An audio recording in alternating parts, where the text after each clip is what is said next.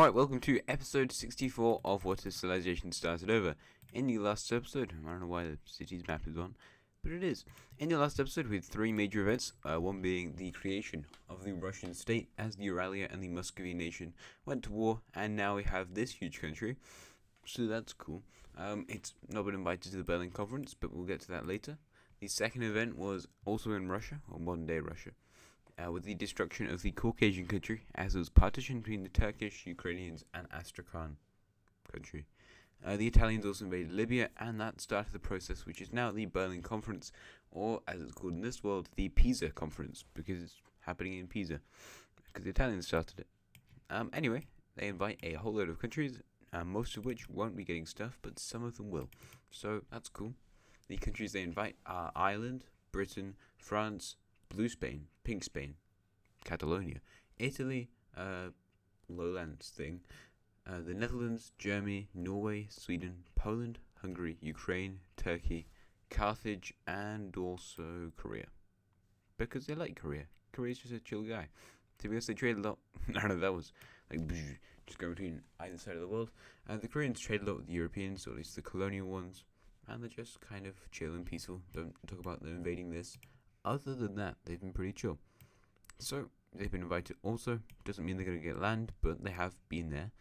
China, noticeably, also wasn't invited, even though they trade a lot with Europeans, and they have all of these colonies down here. So, that's kind of interesting. Anyway, let's get to the first part of the conference, which is dividing stuff up. So, the Spanish don't own this island anymore. They lost control of it after the Civil War, and Spain just gave up owning the island. Nobody bothered to maintain it or anything, so that's gone. I didn't really introduce what I'm doing, but all territory that's currently held in Africa by any country that has stuff in Africa is up for debate and redistribution. So, that island, whatever the Sao Tome and Principe thing, that was up for debate. The Cape Verde Islands, which are part of the pink team, they are up for debate. However, they decided to stay with Cape Verde. We can go over to this part of Libya, and the Turks are allowed to keep that, and the Italians are also allowed to keep this. However, when we look at Carthage, their borders are going to get a bit of a change, so I'll be back in a second. And here's what's happened. This bit of territory right near the Strait of Gibraltar has been decided by the powers in the Berlin Conference to be actually given over to the pink team. So they've taken all of this territory, which apparently only has one city, which is a bit unrealistic. However, it's pretty useful for the Carthaginians, for accessing their huge colony overseas in the Americas, but oh well, there's not much they can do about it. This is a democratic process and voting thing where they vote on who gets land, so they have to just accept that they've lost that. And now I suppose I'm going to draw some claims. So here's all the claims by countries that are in the Mediterranean area. As you can see, a whole load of lines, but the pink team claims this sort of territory here in the west. The Carthaginians have a claim over all of this, including territory in the Moroccan country. The Catalonians have a very small claim over here in the blue country, whilst the blue Spanish have this huge claim that goes all the way into Ethiopia and Egypt. We can see the Libyans have a pretty large square-looking claim. The French have this huge thing that goes kind of to Central Africa. The Turks only really claim a lot of stuff going from. They even claim the Libyan colony held by the Italians, but they claim all of this stuff, which is kind of matching the Ukrainian colony a bit, and the Hungarians just claim some territory around here. So there's all the claims in this part of Africa, so it's pretty interesting. And now I'm going to do them for the northern area. Alright, so I drew on a whole load of claims. I don't think I've missed any countries, but I probably have. So, as you can see, the Dutch have this huge claim that goes all the way through Central Africa. The Polish have this sort of weird Namibia-Angola thing. The pink lowlands country has one over the Bay of Guinea, whatever it's called, Gulf of Guinea, there we go. The Norwegians claim the Ethiopian country, mostly. The Germans have a really big one over East Africa. The British just claim one like this. It actually matches up with the Dutch colony because they're allies and, they're kind of cooperating. The Irish don't really know what they want. They just want, this huge East African area. Apart from that, the Swedish want this area around the Red Sea. And the Koreans don't really care because this is a huge, really, really long way away from them. If they had held colonies in Australia, maybe they care a bit more, but they honestly just don't really care. It's Africa. They don't really care about their colonies in North America. Why would they care about Africa? So there you go. And now I'm going to get down to drawing some borders and also invading some countries. Because first off, we're going to see happen is this country right over here, this pink one. They will be invading the nation of Morocco. Morocco has previously been invaded by Spanish countries before, and it's happening again as the Andalusian troops move into the capital city. They also move into the Canary Islands, and I think this is Madeira, taking that.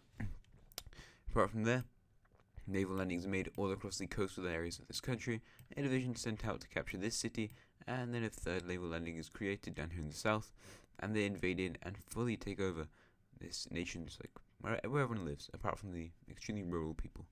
And from here, the Moroccan country will surrender, and following that, we see the full annexation of this country into the nation of Andalusia, as everyone within the treaty, ultimately they reach agreements that the Moroccan territory should be annexed into the Andalusian country. Carthage wanted some of this as well, however they didn't get any, and that's just the unfortunate way of the treaty. Next up, we need to go to the blue country over here, and they're going to get invaded by two countries, one of which being the French one, and one of, oh, damn it, just work with me, right? Why are you like this? It's the French and the Andalusians would like to invade this country. Yes, I did it, guys. Cool.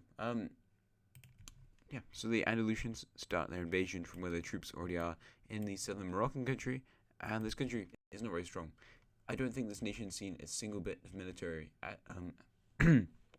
action throughout its entire existence, so the Andalusian troops have a really easy time pushing in, and whilst the French ones make an invasion right here near Senegal, they take all three of these cities, and then the second landing is made here in the south, near the Ghanaian country, or Ivory Coast one, I don't know. And following that, we see the full capitulation of this nation, and I will now do a peace treaty for it. Alright, so here are the borders they agree upon. So in the north we see the area given to Andalusia, and in the south it goes to the French. So that is that basically. This country is being partitioned, and it is now defeated. From here we can look at the French continue to do stuff, as now they're going to invade this country here in kind of like southwest Africa. So it's a fairly populated nation. I mean, of course it is. Look at where it is, just a huge number of people and so much land. So they move up along the southern coast in an actual proper invasion, taking the capital and the major city next to it. And they move across over to here, where there's another major city. From this point, there's not that many major cities, because people mostly live in this area. And they just make various naval landings. They move up into Ghana and take the capital of this area. And then the one over here just surrenders. And following that, it's a fairly simple peace treaty, because what we see happen is the French fully annex this nation into their empire. So there is that. The French have now got this huge colony here in southwest Africa. Or maybe just West Africa. Anyway, we can now go over to Egypt, because Egypt is going to get absolutely pummeled. Unfortunately for the Egyptians, there's a lot of conflicting claims in their country. However, not a lot of them are going to be recognized. So what we see happen is the Turkish up here in the north, they begin an invasion into the sort of Levant areas of the Egyptian country, moving across the coast here in the Red Sea onto the Sinai Peninsula and invading into this territory, whilst over here in the east, their Libyan colony also makes an invasion into the deserty bits, capturing this city, and also moving on into the north, capturing another city up here, whilst a second country will also join in the invasion of the Egyptian state, and that is going to be the blue country right over here. So they make a landing right up here in Cairo, the sort of area, and have a huge number of losses. How they do manage to, number one, secure the cities up here, and number two, secure whatever it's called, the Suez Canal, which is built by the Turkish in this scenario. However, in this world, I suppose, how the Turks will not be annexing the city or the canal in this world, which is kind of a shame, since they built it. However, they get loads of rights to owning parts of it in a business sense, but they don't actually own it. How the blue team does do a majority of the invasion into these really populated areas of the Egyptian country, which is an extremely populated nation. And from here we see the Turks and actually other European forces also help out in this invasion, because it's kind of a tough one. This is pretty big, and yeah, that's what happens there until eventually we see the full capitulation of this nation over to the invading forces. So now we can look at a peace treaty for that. Alright, so the Turks will annex territories east of their Libyan colony and also territories in the Sinai Peninsula, whilst the rest of the country will be annexed entirely into the blue country over here. There might be some more changes to this colony potentially in the future. We'll just have to see, as well, all the colonies are going to expand.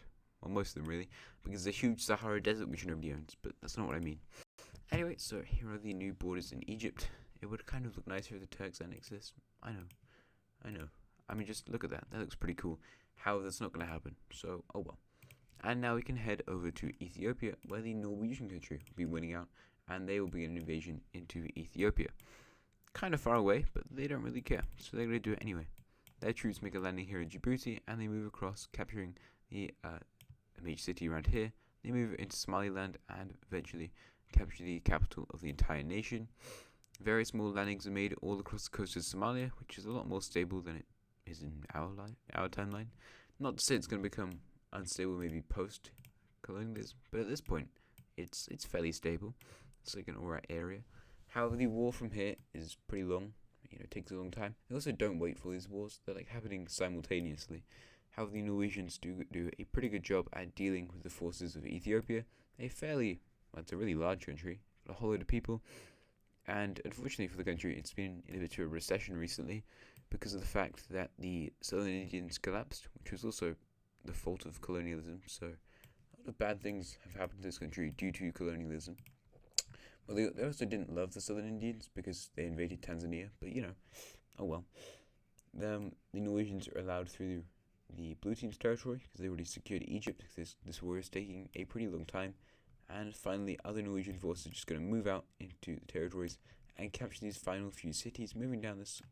It's like the bit that's going to split off this river bit. I'm not really sure. I feel like it kind of is, isn't it? It's due to the continents that it's all going to fall apart, and that's why. I don't know, these big lakes. Either way, that is the end of the war. Now you can now look at a peace treaty. And the reason that treaty took kind of long for me to record, I mean for you it took like 2 seconds, is the Blue Team will be trading away some of this territory in the south they don't really care about, and is also ethnically more like Eritrean, that old green country that used to exist like 2 episodes ago. Anyway, so they trade over this territory, and this is now the new borders here in East Africa. And now we need to look over at the Tanzanian country. So we need to go to Germany for that. Because yes, the Germans are back in East Africa. Great. Anyway, the Germans begin their invasion over here in the capital city. Pretty easy to invade, and they make invasions towards these islands. I'd say they're all Zanzibar, because I don't know the names of any of those other islands. Anyway, 2 groups are created. One to go up into the north, so they do that, heading into these sort of central plateau bits over here, where it's very, very mountainous, but, they try. And the second one in the south, capturing some of the newly acquired territory down here. Various groups splitting off to help to invade these various cities. And it takes a while, but everyone else is kind of taking a while. With these massive, huge countries that these Europeans are invading, with probably more people than the actual base European countries. It's just kind of how colonialism happens, really. But these guys have a lot worse technology than the Europeans, who are highly industrialized. And it's just kind of the unfortunate way of this scenario. Anyway, so they move in and take more of these cities, and unfortunately for the Tanzanians, they lose most of their Tanzanian area, and finally the Germans just are left to invade the territory of Kenya, and they do that. So that's the end of the East African country, and now we can look at a peace treaty to divide up their nation, which is going to be very simple, if you couldn't guess. So I'm just going to do it on camera, because I can, and don't really feel that complicated with it, I don't think. I mean, I could sell some stuff, but I don't think I will. The Germans will take over this entire nation, and there is that pretty big country there. So you have it. The Germans have got their own new colony, and now it's just left up to Madagascar, and we have to return to a country who hasn't been colonizing for a very long time. It's the Irish country. Ireland is run by a military dictatorship. They are the only country in the world to have this sort of ideology, and the dictator will finally be taking them on some military stuff as they invade the island of Madagascar. Fortunately, most of the cities are coastal, and they have an alright sort of time taking these cities until eventually the nation will collapse and capitulate over to the Irish Empire.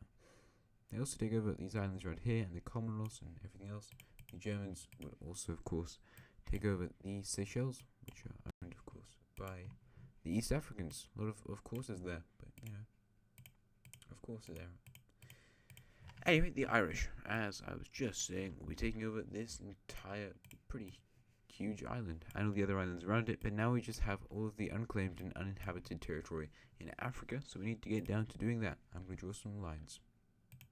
Alright, I'm back. So I've drawn a whole load of new borders now, and as you can see, in this central area it got kind of complicated because I didn't know what to do. But I've done it now. I also coloured in some countries by accident, and I couldn't uncolour them because I'd made loads of changes, and I wouldn't be able to remake those changes. So they're coloured in like that, and if you look at the province map, you can see what they've gained. So there's Carthage and the Andalusian countries have already had their claims coloured in, but a load of other countries don't. I mean, the Irish do also, but that's because they're not gaining anything new. Apart from apparently this bit in the south, which they maybe just didn't have coloured in. I also went outside, just like in the meantime. I went outside, but I'm back in now. Yeah, lots of things have changed. Nothing has changed. Anyway, the French will also gain all of this territory, so it's a huge load of land for them. They gain, actually we can look at the real life map. I'll look at that in a second. So that looks very cool. Go to the Italians, they'll gain all of this territory, and this kind of cool looking panhandle thing here in the south. I kind of like how that looks, I think. It's alright. The Turkish will gain a load of land to the south here in Libya, so they get loads of that. We can go into the Egyptian colony, which gets a huge amount of land all the way really into Central Africa, which is pretty big for them. I don't know, I did not think Egypt would travel that far west. The Norwegians gain a bit more territory, already had some people living in it, probably. The Germans actually don't get that much stuff. You know, I kind of thought the Germans would get more, but they didn't really. They just got this sort of area. And the Dutch, in fact, are the country that gains lots and lots of stuff. As the Dutch gain all of this central territory, and the British gain this territory over here, so the Dutch become, what was that? The Dutch become one of the biggest colonizers in the entirety of the African continent. So there you go. We have colonized the entire continent of Africa, and it looks pretty cool. I don't know. I think it looks pretty nice. Anyway, so you can look at a real life layer. So you can see over in the west, the French have conquered a lot of stuff. Most of Senegal is actually under the control of the pink team, along with Mauritania, but the French have lots of this general West African area, much of Cameroon, all of Nigeria, which is going to be big, and lots of these other West African countries that are like fairly rich. The Carthaginians have moved into most of Algeria, but also parts of Mali and Niger. The Italians have like half of Libya, and the Turkish colonies split between Libya and Italy. The Egyptians have actually moved into Chad and Libya and parts of the Horn of Africa. The Dutch have most of Central Africa, really. They've got like the DRC, Angola, Zambia, parts of whatever this area is called, and also much of the Central African Republic. The Germans taken pretty much the definition of East Africa. They split Kenya with the Norwegians, who are really cool, like Horn of Africa looking thing. And then the British basically just have the definition of South Africa. So yeah, I think it looks pretty cool. I also really like this layer. It's just a lot of fun to look at. So there you go, you can take that in for a second, and we'll get back to probably finishing off this episode. So yeah, that's about it really for this entire colonization of this huge continent. As the world stands now, there are only 3 continents that are not fully colonized, those being South America, Oceania, and also Antarctica. One day we will add Antarctica, don't worry. It will be on this map one day. That day is not today. And in the next episodes we will see potentially the full colonization of the world, or at least we'll get very close, because some parts of Oceania are just not really explored yet. Anyway, this is another win for the Europeans, and I guess also the Asians. Kind of Korea didn't do anything, which is a shame, but oh well. Anyway, thanks for watching. I will see you again next time. Like, subscribe, comment, and have a nice rest of your day.